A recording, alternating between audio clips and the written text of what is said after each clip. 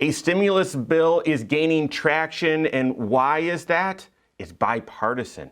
Bipartisan. So I actually think this one has a chance. What's in it? What's not in it? I've got those details coming up.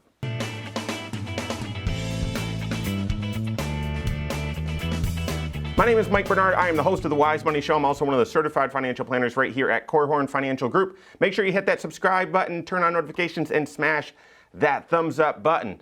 Wow, I really actually think we might get another stimulus bill. I'm not sure when you're consuming this right now, but there is a bill that's gaining momentum. I think it might pass, and we should hear news pretty soon. And maybe by the time you're watching this, we've already heard some updates. But as of right now, Friday morning, December 4th, we're actually, this bipartisan bill has gained some traction. There's a lot of good in it, but there's a lot of good that was left out. And I'm going to break it down for you right now. So number one, what's the likelihood of this thing actually going somewhere? I actually think it's pretty high. It's bipartisan. So we had the CARES Act back in the spring. And then we had 2 or 3 failed attempts by the House, simply because there was not GOP involvement. They were not on board from the get-go, and it was dead on arrival. This one seems like it is very much bipartisan, and therefore a lot is left out.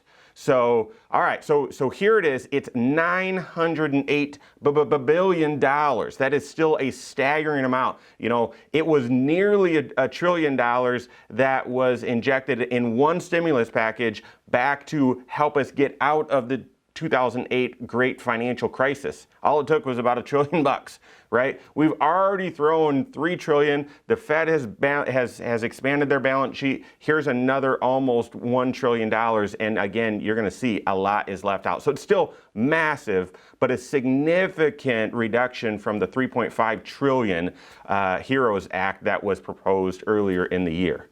All right, so here it is. There's not a lot of detail on it, but more so just sort of a memo, a high level, hey, this much would be allocated for this purpose, this purpose, this purpose. So here you go. This is what it is right now, and it shows all the details. That's as much detail as it shows. So what's in this thing? Let's break it down. The largest piece is $288 billion for business aid, small business aid. This is absolutely crucial. I mean, I work in a small business. I serve a lot of small businesses.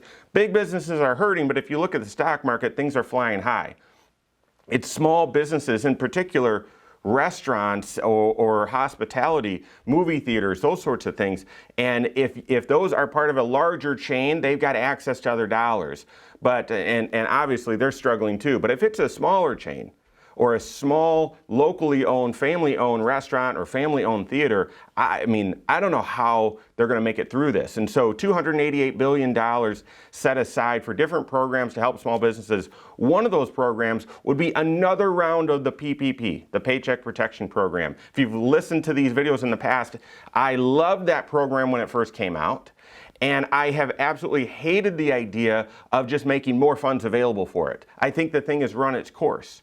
Well, the good news here is that they're talking about a new round of PPP, meaning if a small business has already received the first round of PPP, they can apply again. It's just very likely they're going to have to prove up front, I need this. I absolutely need this, instead of the first round where all you needed to do is say, yeah, I think I need it. There's uncertainty out there, so I could use this money. Now it appears you're going to need to actually prove it. So that's a big part of this. I think that is absolutely necessary. We've talked on the Wise Money Show before about how this pandemic has created winners, real winners, and it's also created losers. I mean, there are the haves and the have-nots, and really at no fault of your own, in many cases, you might land in the haves and you might have a fabulous financial momentum going right now. But if your business is restaurant or if you've been cut or whatever, I mean, you could find yourself in the have-nots just for really no fault of your own. So $288 billion set aside for small businesses. Second item is another injection of extra capital to go towards unemployment. And back in the CARES Act, the unemployment additional part that the federal government chipped in for was an extra $600 per week. That was a significant amount, and that expired. And through executive order, Trump added an extra $300 per week and was hoping the states would kick in another $100. Most of them did not. And within this stimulus bill, they would have that $300 remain, that $300 extra per week remain on top of unemployment. That's absolutely essential. I mean, there's still 20 million people drawing unemployment, and about half of those are receiving some sort of pandemic assistance on top of that. So, I mean, that's significant. 20 million people. And earlier this week, we had another 700,000 new applicants for unemployment. And as shutdowns begin to happen on localized levels, I think we're going to have more and more unemployment happen. So this aid would be absolutely crucial. I'm not going to get in all the details, and again, I showed you this sort of the memo. There's not a lot of details, but there's state and local funding in there. There's funding for airlines and some other area, Amtrak and transit and that sort of stuff. So lots of other things that are built in there really for big businesses, municipalities, and there's not a lot of detail. Okay, what's left out?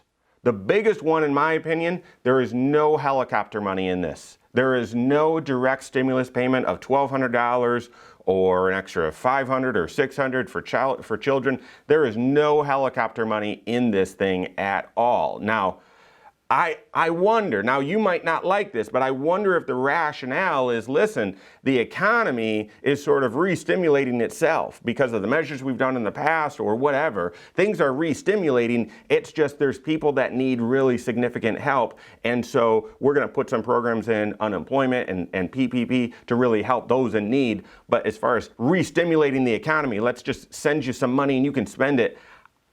That might be the justification for this not being in here.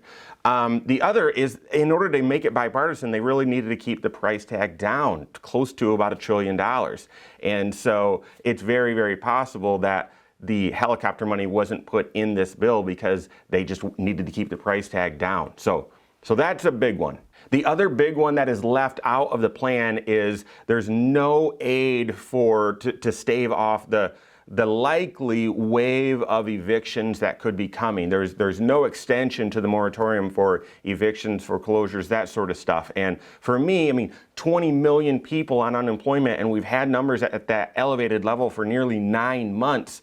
I really think there could be some collateral damage here entering into housing as these people that are really, really struggling, hopefully that's not you, struggling to make their payments. Without the moratorium extension in place, we really could start seeing that come to a head here if there's not another stimulus bill then after this. So those are the big things that's out. Another thing that's out is I'm not seeing anything in here for direct student loan forgiveness. That's not as big a deal since there's so much rumor that once Joe Biden takes office, he'll be issuing some sort of forgiveness of some sort of student loan, if he can even do that, but that seems to be missing from this bill as well.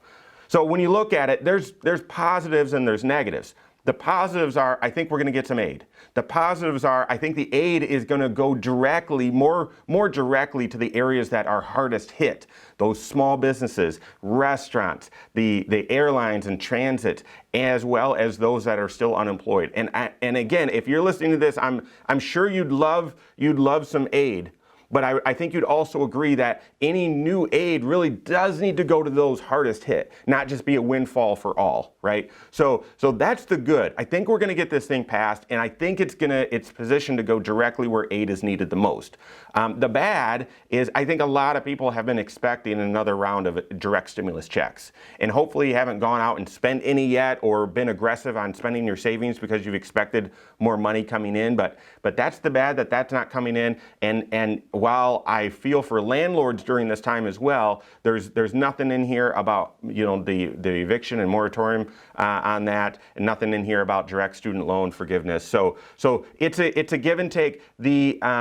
there's very, very meaningful things from both sides of the aisle that have been left out of this bill. And so very possible this won't be our last stimulus plan, but I give it high likelihood that this thing will pass soon. Work with your certified financial planner, and especially if you find yourself in one of those hard-hit areas, you're still on unemployment, you own a small business, something like that, to make sure you're prepared and you know how this new stimulus could impact you and what things you need to be taking advantage of. Also work with your CFP. We're getting close to the end of the year. Some of this stuff from the CARES Act is set to expire. I'm going to be doing some videos about that coming up. Make sure you're working with your CFP to take advantage of any plans before they expire. If you don't have a CFP on your team, you can always contact one on my team. Find us online, corehorn.com, also wisemoney.com, and you can find us there. You can also just send us an email, info@corehorn.com.